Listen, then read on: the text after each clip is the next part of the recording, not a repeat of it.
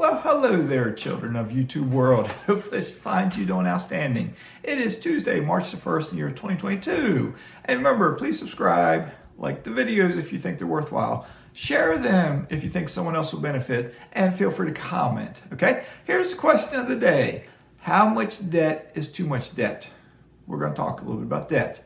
Okay, if you're going to buy your first house, if you're 99.9% of the population, you're buying your first house to live in, what do? You have to get a mortgage. So you go into debt, right? You get a mortgage. Typically, as a first-time home buyer, you might put 3.5% down, put 5% down, something like that. You may put 0% down. My house that I had with my wife and kids when we moved into it, we put 0% down because we used a VA loan, okay? So, all right. So if you want to become a real estate investor, typically you put down at least 20%, if not 25%, okay, when you make your down payment. Banks, lenders will require that. If you're getting conventional mortgages for your first 10, a lot of times they'll require majority of lenders that I've experienced, all the lenders that I've experienced so far conventionally would require 20% down. If you go outside that realm to seller financing, you can negotiate what your down payment will be. If you use non-QM lenders, the few that I've talked to and dealt with, they typically require 25% down, and that's for buying single family homes. If you get an apartment complex and commercial property, I've never bought commercial property per se. I've gotten a commercial loan, but never a commercial property. But they may require 30%, 35%, something bigger, okay? So to grow your portfolio, and all successful real estate investors, for the most part, I'll say 99% of them, have gone into substantial debt to grow their portfolio. My debt right now with mortgages is over $1 million, okay? And you're like, mazske, you're making my blood pressure boil. You're in debt over $1 million? You're my son, you're my brother, you're my nephew, you're my friend, you're a person on YouTube. You're gonna go bankrupt. Don't do that, mazske, don't do that. You're $1 million in debt. Don't worry about it. All right. If you look at my overall real estate portfolio, I think I need to add it up and check. And it's easy for me to do. I just didn't do it right before I came here. I might have 70-30% ratio, 70% debt, 30% equity.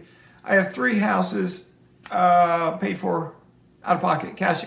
I paid for 3 so far. Come tomorrow, I'm buying another house tomorrow. I'm paying cash for. That'll be 4 houses that I'm paying cash for. I own free and clear. Okay. But none of us own a house free and clear. We got to pay taxes, okay? So try to stop paying your property taxes. You'll find out if you own it or not. It might take a year or 2 or 3, but you'll find out. So you got to pay your taxes. All right, so, but then with the house I'm buying tomorrow, my plan is to refinance that probably within 4 months and hopefully pull all my cash back out. Because then, guess what? I'm going to take that same cash, not literally the same dollars. It's all electronic, so maybe it is. And I'm going to try to repeat the process. And if I'm successful, I'll pull my money out. And if I can do it, I will repeat the process. I'll keep doing it. Why not? All right. So with that being said, if you look around at any successful real estate investor, you can look at the big dogs. Who's the big dog? Donald Trump. He was a big dog real estate investor. He was not very successful, in my opinion, because he went bankrupt like 5 times or something. But he would borrow millions of dollars to buy property worth even more millions of dollars. All right. If you look at the Michael Zubers of the world, Michael Zuber, I don't know what his debt is, but he has a lot of debt. If you look at mazske has a lot of debt. But if you look at mazske is financially independent. All right. I'm not working a job, and my investments are paying for my lifestyle, and I live a lean lifestyle at the moment, and I'll probably always live a somewhat lean lifestyle, somewhat.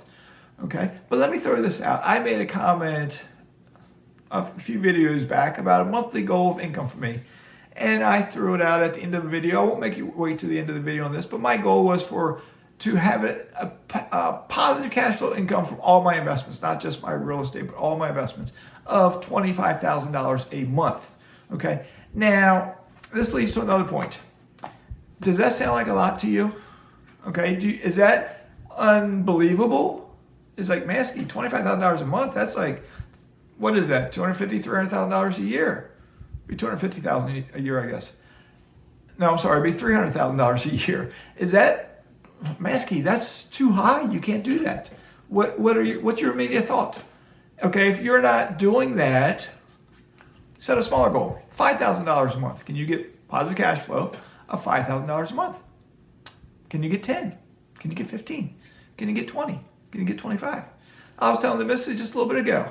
It's like, I will get to $25,000 a month, positive cash flow. I'm not there right now. It's fluid still. I'm still small enough that it's fluid. 12,000, 10,000, 12,000. Might be around 10,000 right now. But it's going up almost every month in a way. It's going up. But anyway, but I told the missus earlier tonight, it's like, once we get there, and I will get there. See, I'm confident I will get there. And I set a goal of, I wrote it down somewhere. I think it's July 1st of next year, 2023. I will be in approximately 18 months or so, whatever the date is. Okay. But I will get there. But once I get there, I'm not going to stop. I got to have another goal. And I was trying to decide, what's my next goal? Do I just say $50,000 a month? Or do I go bigger to $100,000 a month? We'll see. I got a year and a half. I got some time to figure it out. I won't even say a year and a half, because you'll surprise yourself if you start getting into real estate investing. And I'll name a few people that have been on my channel. Millennial Mike. He's up to like 6 properties, 8 doors. Helicopter Pilot Caleb. He has, I don't know what you have, Caleb. What do you have? 14 properties, 16 properties? Bill. What do you have, Bill? I forget now. 8 properties. Who else is? Will hasn't been on my channel yet, but he has like 4. My son Zach hasn't been on my channel yet. He has 5. My youngest son Alex is buying his first one. He's 24. Okay. He's getting ready to buy his first rental property. Dion has something like 16 units. And the amount of units is not the important part. It's the positive cash flow. To get the positive cash flow, typically you got to go in debt with mortgages. Now, with that being said, once you get to a certain level, when you choose to, you can start paying properties off. I have some extremely cheap mortgages that I can pay them off now, but if I pay them off now, it'll take away cash that I have to grow my portfolio. And if I can buy another house and get positive cash flow, $300 to $400, should I pay off a mortgage that the mortgage is $150 a month, or buy another one that gives me $300 or $400 a month? I will buy the other one that gives me $300 to $400 a month. And then I'll buy another one and another one. At some point, then I'm going to pay some of these cheap ones off, and they'll just give me more that are free and clear. And then we'll just go from there. Okay. So anyway, I got a text sitting up there. Okay. It's out of sight now. But if you want to be a real estate investor, change your mindset about debt. All right. Another thing to change your mindset about is you got to have I've said this before in videos. I've made videos about this. But you gotta start evaluating your friendships, okay? I'm not telling you to stay away from anyone at all. I'm not telling you that, okay? Not at all. But evaluate your friendships, because a lot of times we have friends or family that if we start being successful, they may try to hold us back. They don't do it intentionally, but they'll just say things, little comments that'll hold us back. So you gotta associate with others. Like I watch Michael Zuber sometimes. I watch Dion Talks. I watch Omar, like when he talks with Michael Zuber. I watch others who they have a much higher net worth than I do. They have much more passive income than I do, because I can learn from them, okay? And some of them have been on my channel, so I can learn from them. Just like if you are making less than $25,000 a month and you think that's an overwhelming number, you can learn from me, because I started with no positive cash flow just 5 years ago, okay? So, as I've always said, if I can do it, so can you. Okay? So, but keep in mind, you got to have debt. But let's talk debt real quick. I don't want this to be too long. If you have credit card debt, get rid of it. Pay it off. Okay? Do not pay high interest on credit card debt. If you have car loans, try to get rid of them. Pay them off, especially if their interest rate is above, 2 or 3%. Just sell the vehicle. Get a cheaper one, okay? Do not have car loans. If you live in a house and you got a mortgage, okay, you gotta live somewhere. So if you don't want a house hack, you don't want to downsize, okay, just pay the minimum. Don't pay extra on it yet, and start investing. Start saving up down payments, because once you get that first down payment, once you buy that first one, you start getting rent in. You start getting positive cash flow. You save that positive cash flow. You don't spend it. You don't change your lifestyle. You save it, you save it, you save it, you buy rental number 2. Then you have double cash flow, double. So it's coming in. You buy number 3. You have triple cash flow. You buy number 4, quadruple, buy number 5, whatever. You keep doing it, and then you get more. Okay? I told my mastermind group this other day, we were covering just net worth. We use net worth as a tool to evaluate our progress. It's not positive cash flow. You can't eat net worth, okay? But I said that we have 2 self-directed IRAs, and my wife and myself, we each have 1 rental house inside our self-directed IRAs. So the rent accumulates. And then I did have 2 mineral rights positions in my IRA, and she has 1. But I realized the other day I have enough money, I can get a 3rd mineral rights position, so now I have 3.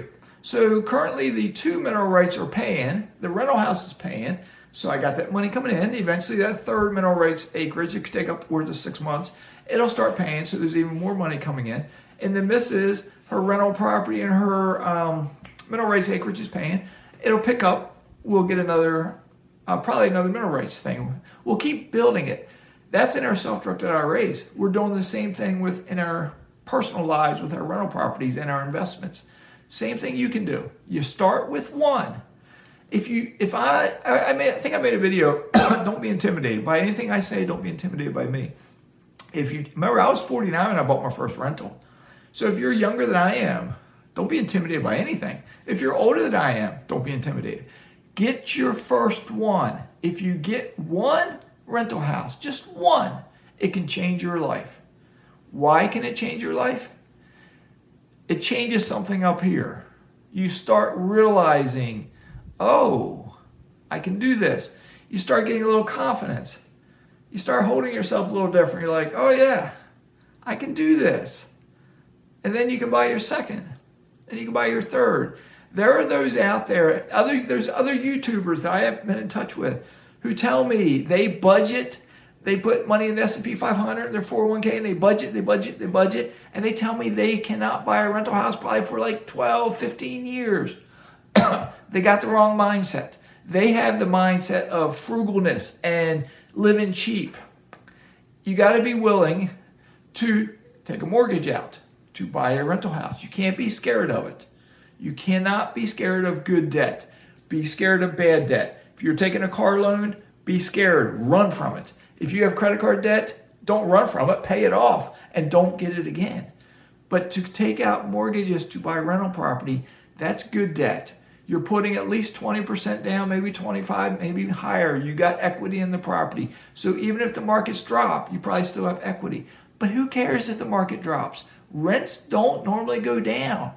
So you have rent coming in. As long as you buy intelligently and smartly with positive cash flow, your rents will pay the mortgage, they will pay for repairs, and they will give you positive cash flow. If you're getting $400, $300, $250 a month positive cash flow, or maybe $500, you got room to play with there. All right. If you're not living off of it, you're getting a cushion. You're saving that money up. All right. And then do it again and do it again and do it again. Others out there that you know, if you tell them about this, could be your parents, could be your siblings, could be your best friend, could be a peer at work, your coworker, they're going to try to hold you back. Don't let them do it. The successful investors are few and far between. All right. You can find us here, some of us on YouTube, not all of us are on YouTube, of course. There's plenty of successful investors out there who don't have YouTube channels. All right. But as you start growing, connect with us. Connect with me. I love chit-chatting with people. I love talking.